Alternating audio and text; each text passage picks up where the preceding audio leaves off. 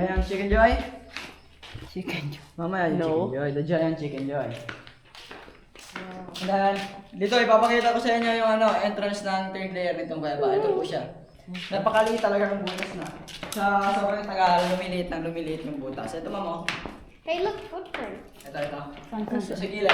Oh, Jesus. This is the entrance of the third layer. Okay. Yes. Is napaka-small na. Napakaliit na. Oh, Ayan. wala ka siya dyan. Yan, parang dati may pumapasok pa yan, pero ngayon wala na. Ito nga yung parang lagusan ng hangin niya, yung parang bintana na dyan, mayroon dyan.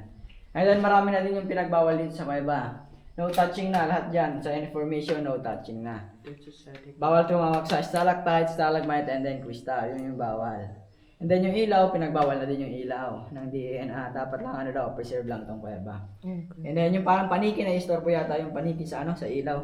Pag pag naiilawan sila, ayun, lumilipad sila ng Look, I lumilipad. saw your footprint. Pero bulag naman yung paniki. Bakit kaya nasisilaw sila sa Bakit na kaya? And then ganitong oras po, yung paniki ngayon. Ganitong oras is tulog po yan. Pag gabi naman sila gising. Baliktad. Are those footprints? Nocturnal sila. And then this is the stalactite. There's a water flowing on me. It's so Ito scary. ma'am, natulungan ka ba ng malamig? Siya. Pag yung tulong malamig, mga blessing yun, holy water yun. Pero pag mainit, holy shit po pag mainit. Tayo na yun ng panike. And then this is the stalactite, ma'am. I'm doing that. Nagkira ng gagamba yung stalactite. Ay, oo nga no. Gamba po yan. There's a lot of spider, Isaiah. Baby spider. And then this is the stalactite. Itong nasa taas, stalactite stands for ceiling po siya, nasa taas. And ito pa, yung patak niya, nagiging stalagmite stands for ground po yan. Ayan, pinagmuharan na ng gagamba. Diyan ang itlog yung gagamba. Kaya. Nope. I'm The afraid. spider. And that's a real spider. Yeah, it's a real spider. Ayan na yung mga spider. Ayan, there's a frog. The frog. One frog. And then, pag po yan, ma'am, pag nagdikit na yung stalactite and yung stalagmite, nagiging column po yan, ma'am. Yan yung parang poste dito sa kuweba, kaya sobrang tibay nito. Maglindol, magbagyo, safe na dito sa kuweba natin. Mommy, what is a frog Ayan yung doing in the katulad ng cave? yan yung column mo. Ayan na, parang ganyan yung column. Ayan na yun. Sobrang tibay na nitong kuweba na to. And then, proceed tayo dito sa unahan. Tingnan mo yung palakan, cute. Ito yung palaka. Ay, oo. The frog. Ano siya? Hello. Video. Ay, guys, sa frog. Hello, frog. Cute-cute mo naman dyan. Parang yung nagbabantayan dito. Hi. Tabi-tabi po. Tabi-tabi pa na kayo. Para iwas mo, no?